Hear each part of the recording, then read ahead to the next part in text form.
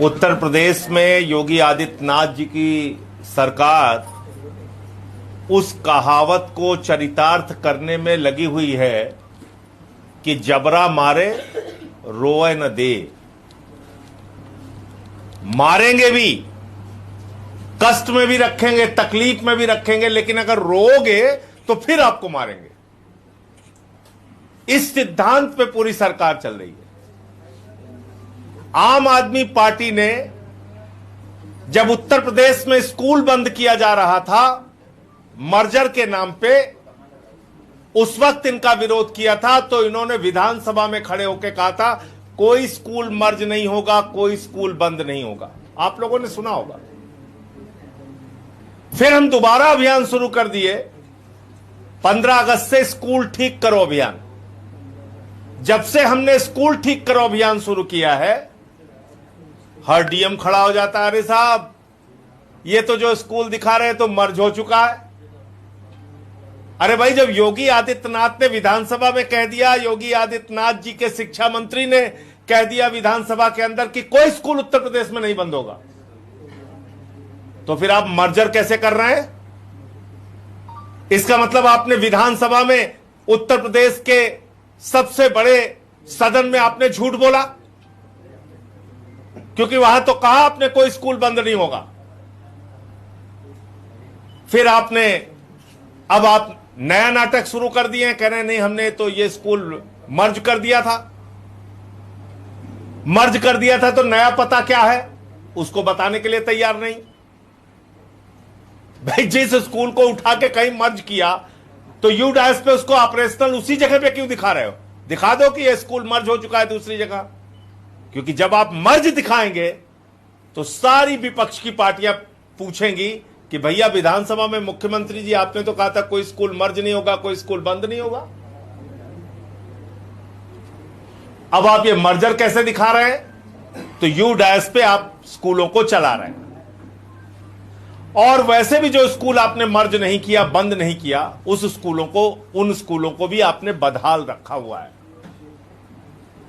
और मुझे खुशी है, प्रसन्नता है इस बात की कि आम आदमी पार्टी के स्कूल ठीक करो अभियान के बाद आज उत्तर प्रदेश की सरकार जागी है और उन्होंने कहा 604 करोड़ रुपए बेसिक स्कूलों को ठीक करने के लिए हम खर्च करेंगे। इसका मतलब बहुत अच्छी बात है। मैं चाहता हूं सरकार ऐसे ही नींद से जागे और समस्याओं को सुने।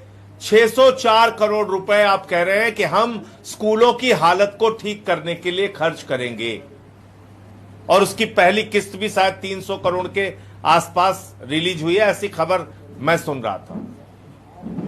तो देखिए, हमारा कोई विरोध आपसे लाठी चलाने का नहीं है, हमारा कोई विरोध आपसे गोली चलाने का नहीं है, हमारा कोई जमीन जायदाद का झगड़ा नहीं है कि हम आपसे लाठी लेके लड़ने आ गए हैं। अगर आपने 604 करोड़ रुपए स्कूलों को ठीक करने के लिए खर्च करने का मन बनाया है, घोषणा की है, तो आपकी सिर्फ हवाई घोषणा पे हम यकीन नहीं करेंगे। हम 1 महीने तक अपने आंदोलन का स्वरूप बदल रहे हैं। अब हम 1 महीने तक अपने जिलाध्यक्षों से, अपने कार्यकर्ताओं से, अपने पार्टी के नेताओं से अपील कर रहे हैं कि आप अपने जिले, अपने इलाके के बदहाल स्कूलों के बारे में बेसिक शिक्षा अधिकारी और मुख्यमंत्री कार्यालय को सूचना दीजिए, लिखित सूचना दीजिए कि स्कूल बदहाल है, इसको ठीक किया जाए। और उसमें 600 करोड़ लग रहा है या 6000 करोड़ रुपए लग रहा है, उससे हमें मतलब नहीं, आपको स्कूल ठीक करना ही होगा। तो उसकी धनराशि आपको बढ़ाना हो तो बढ़ाइए, लेकिन अब आम आदमी पार्टी उत्तर प्रदेश के सभी जिलों में यह अभियान चलाएगी कि जितने भी स्कूल बेकार हैं, जर्जर हैं, टॉयलेट का इंतजाम नहीं है, बच्चों के लिए मिड डे मील में खाना अच्छा नहीं मिलता, डेस्क बेंच का इंतजाम नहीं है, जहां पर बाउंड्री नहीं है, उन स्कूलों को ठीक कराने के लिए बीएसए को, शिक्षा निदेशक को और उत्तर प्रदेश के मुख्यमंत्री को लिखित रूप से उसकी सूचना और कार्रवाई की अपील करेगी, सूचना देगी और कार्रवाई की अपील करेगी। आप निर्माण कार्य शुरू कीजिए, और अगर 1 महीने के अंदर आपका निर्माण कार्य शुरू नहीं हुआ तो 1 महीने के बाद फिर से हम लोग स्कूलों में जा जाके वीडियो बनाएंगे, स्कूलों में जा जाके वीडियो बनाएंगे, स्कूलों की सच्चाई को दिखाएंगे, स्कूलों की बदहाली को दिखाएंगे और आपसे सवाल पूछेंगे। इस बीच आपकी जानकारी के लिए बता दूं कि हमारे कई साथियों पे मुकदमा कर दिया गया। इमरान लतीफ जी पे मुकदमा कर दिया गया। इमरान लतीफ पे जिस वीडियो को बनाने के अपराध में मुकदमा किया गया है, पहली बात तो वो वीडियो उन्होंने तब बनाया था जब स्कूल की छुट्टी हो चुकी थी। स्कूल की छुट्टी होने के बाद उन्होंने ये वीडियो बनाया था। जैसा कि आप जानते हैं, मैंने कहा और इनके ऊपर एफआईआर कर दी गई के अंदर नफरत की राजनीति करने वाले नेता, और वहां पे कोई मौजूद नहीं था। स्कूल की जर्जर हालत को इन्होंने दिखाया। दूसरा, हमारे साथी मुकेश सिंह, जो बनारस के पूर्व जिला अध्यक्ष हैं, हमारे प्रदेश के प्रवक्ता हैं, उनके ऊपर एफआईआर दर्ज कर दी गई। और एफआईआर क्या कह रहे हैं? कह रहे हैं वीडियो भ्रामक है। यह है उस विद्यालय की डिटेल जो यूडैश पे मौजूद है। इस विद्यालय को आप ऑपरेशनल दिखा रहे हैं, चला हुआ दिखा रहे हैं, और जब बिल्डिंग का स्टेटस इसमें खोजा जा रहा है कि इस विद्यालय के बिल्डिंग का स्टेटस क्या है, तो इसमें कहीं नहीं लिखा हुआ है कि शिफ्टेड। आज डीएम वाराणसी कह रहे हैं स्कूल शिफ्ट हो गया, स्कूल शिफ्टेड हो गया। तो बिल्डिंग स्टेटस में दिखाइए शिफ्ट हो गया। आपने पते में तो कहीं दिखाया नहीं शिफ्ट हो गया। तो आपने मुकेश सिंह पे, जो हमारे प्रदेश के प्रवक्ता हैं, उन पे एफआईआर कर ली। तो आम आदमी पार्टी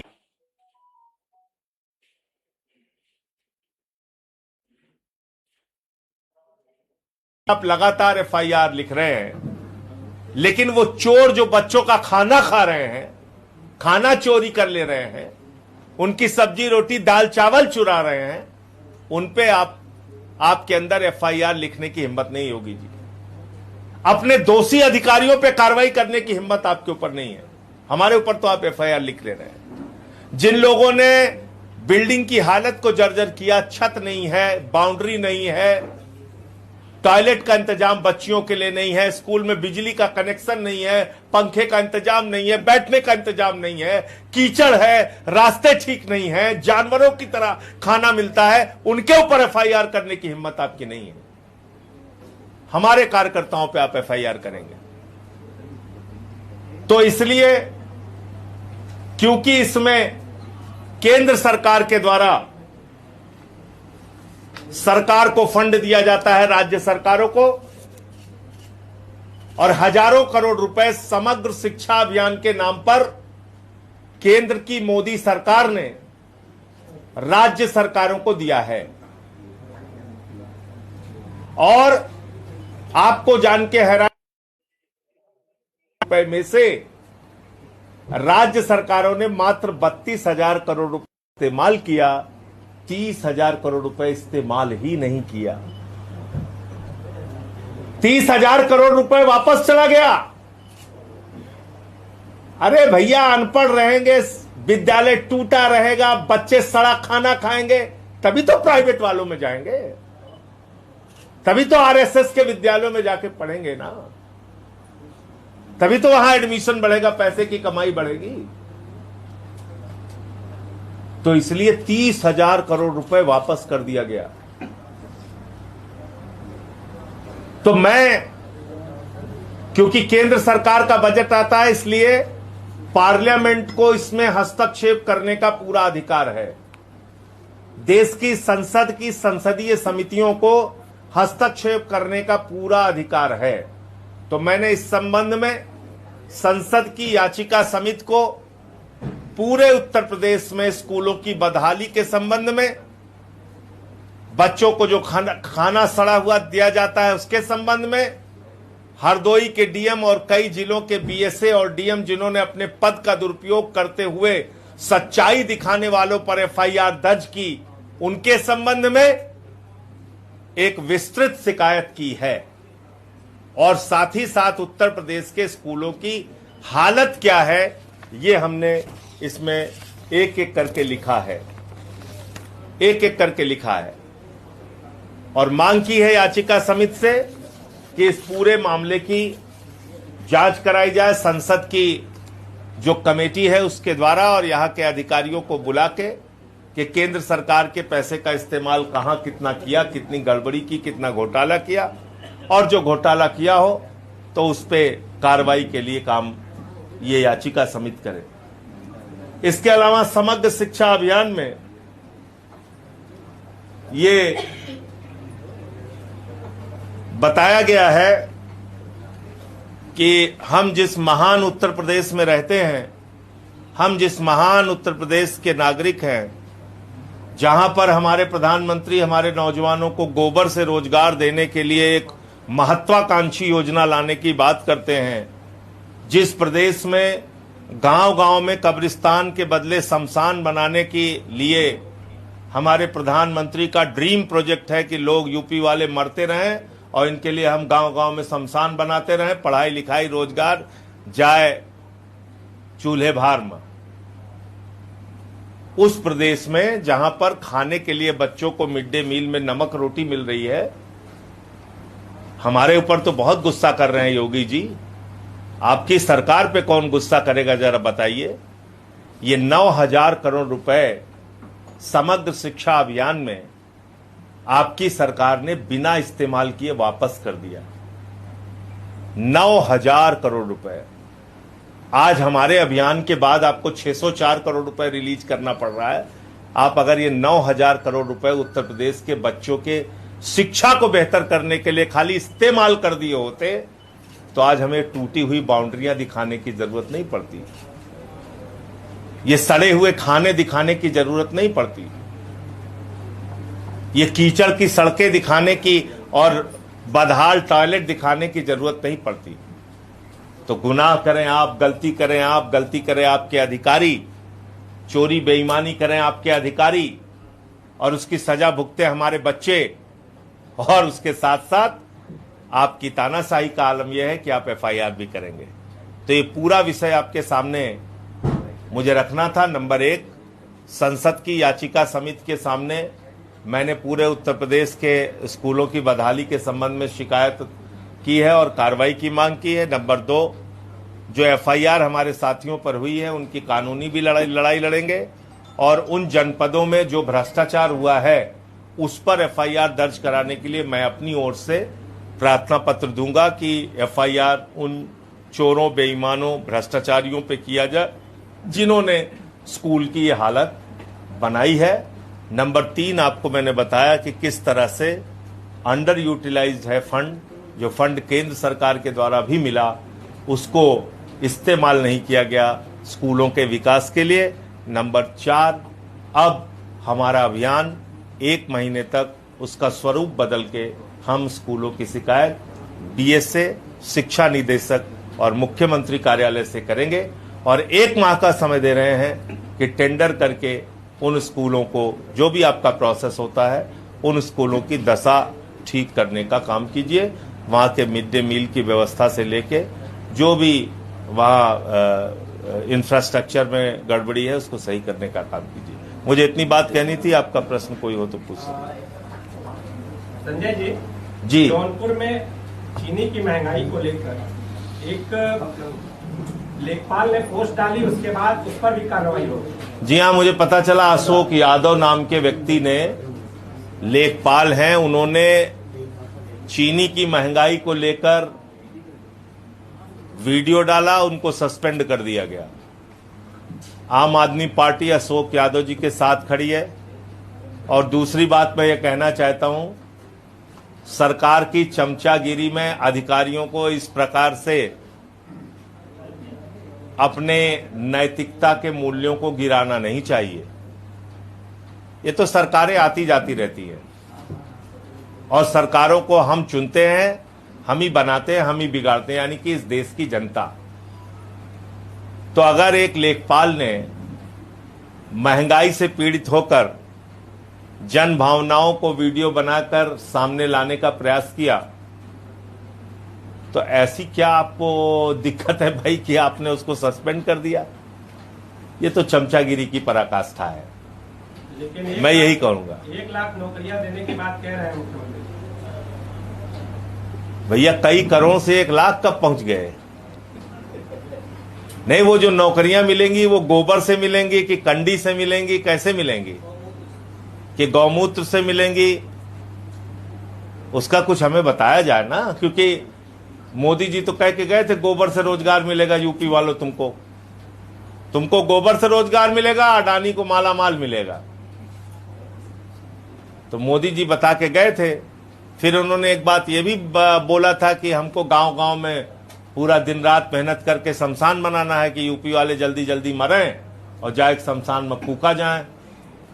इनका एक जने सांसदों कहा था कि धा धा धा फूका जाए तो मजा आई। तो जिस सरकार की प्राथमिकता जो है वो शमशान बनाने की होगी, उससे आप क्या उम्मीद कर सकते हैं? अब तो 3 महीना रह गया, 3 महीना में कौन सा 1 लाख रोजगार कहां दे देंगे मुझे तो नहीं मालूम है।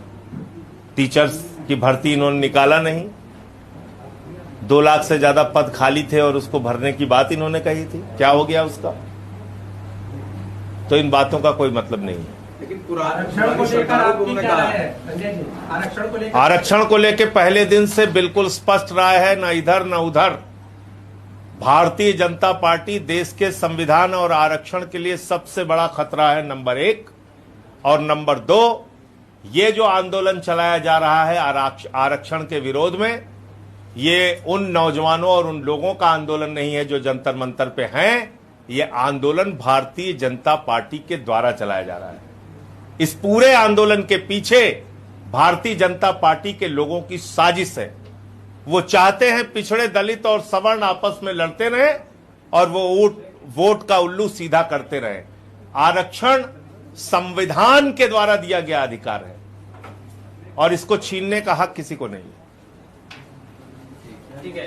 आप गए थे अखिलेश यादव जी से मिलने के लिए, तस्वीरें वायरल हुई। तो मैंने उसको बताया, तो जो जब मैंने मिल के निकल के उसके बाद ट्वीट भी किया, तो मैंने स्पष्ट किया कि किस लिए मुलाकात करने गए थे। 69,000 शिक्षक भर्ती में जो पिछड़े वर्ग का आरक्षण खाया गया था वो भी विषय था।